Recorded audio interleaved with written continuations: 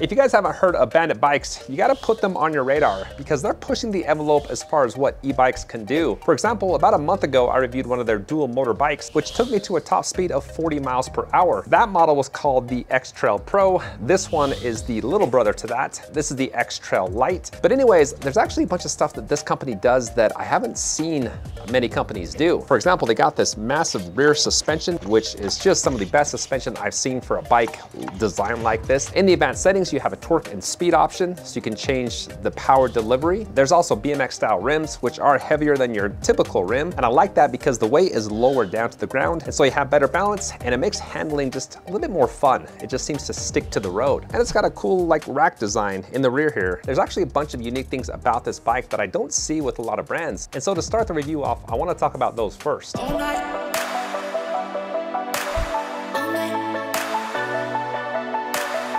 Well, first off, in the advanced settings, you can choose either speed or torque. There's two different options for how you want the power delivered. When I set the bike to speed mode on the highest pedal assist level, I topped out at 27 miles per hour. I was curious to see if there's a difference when I set it to torque mode, which there wasn't. The bike still topped out at 27. And one of the things I liked about this is that when you're topping it out, the power doesn't cut off hard and come back on hard. Some models that I test in this price range kind of gives this pulsating motion, but this, the power actually cuts off gradually and it comes on gradually. And it does a very good job of maintaining 27 miles per hour. Now, when I use straight throttle, I didn't see a difference either between speed and torque. Both of those were topping the bike out at 20 miles per hour, and the power doesn't depend on the pedal assist level. It'll always top out at 20 miles per hour. Now, one thing that I liked with this bike that I don't see with many brands is that pedal assist trumps the throttle. If you're pedaling and using the throttle, you're still topping out at 27 miles per hour. One thing I didn't like about the throttle is that it only topped out at 20 miles per hour. So you do have to pedal in order to top the bike out. And typically that's not a big deal, but the way that this saddle is designed,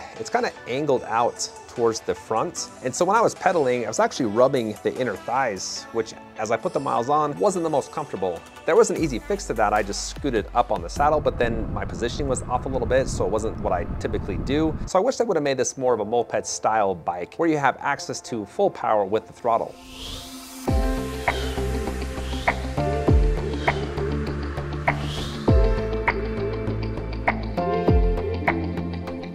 All right, so there was no difference between the speed and torque mode with speed. You would think that there would be a difference with hill climbing. I went up a 26% grade first on speed mode, came back down, went up the same hill on torque mode, and really didn't have any difference. During the steepest part, I still had to help the bike out. It couldn't make it up the hill on its own. The acceleration was the only time that I felt a little difference between the speed and torque modes. When I set it to torque, it felt a little bit quicker. It wasn't like a huge difference, but just a little faster. Now, the nice thing though is on either mode, the motor reaction time is still very quick. From a standstill or when you're moving, it only takes a quarter of a revolution before the power comes on. And then when you stop pedaling or you stop using the throttle, it cuts off right away. So I was very happy with the motor reaction time.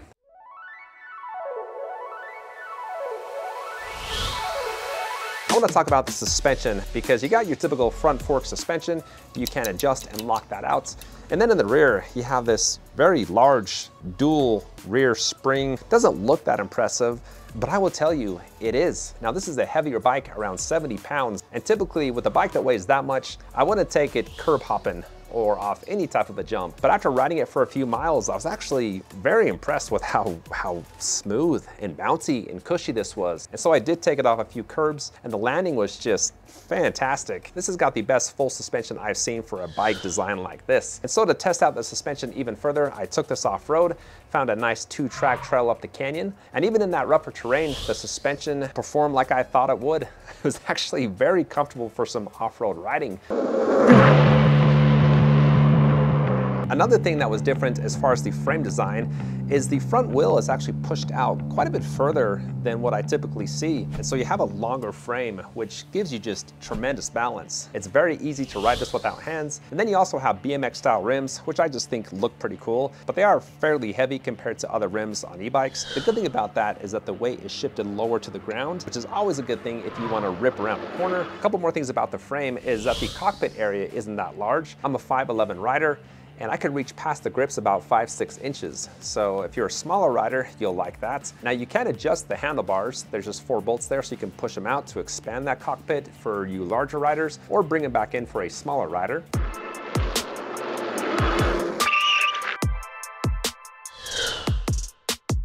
The last few things that I don't see a lot is the NFC capability. You can also set a passcode to this, so they have 2 safety features. Make sure nobody takes your bike. There's also a micro USB port on the control pad, and then a USB port on the battery. And speaking of the battery, a lot of bikes have the battery built into the frame, where the frame of the bike comes up the very top. This one doesn't. The battery actually creates the top and the side parts of the frame. There are a few things that I didn't like about the bike. The first one is the brakes.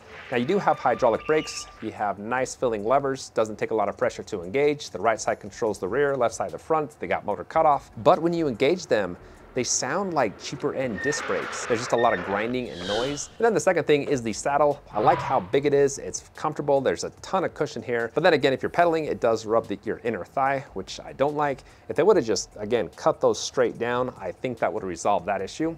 The other thing I didn't like about this is there's no quick release. You do have to have an Allen wrench to adjust it.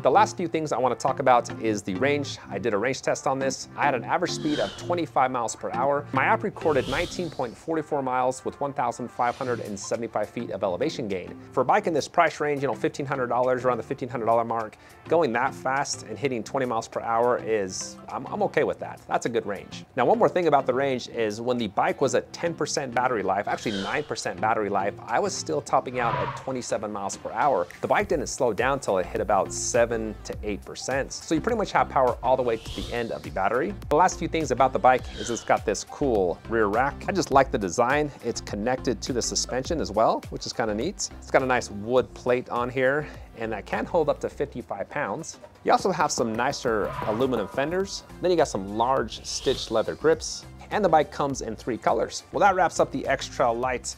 If you have any questions about the bike, hit me up in the comments. As always, I appreciate you guys hopping on here and checking out my content, and have a good day.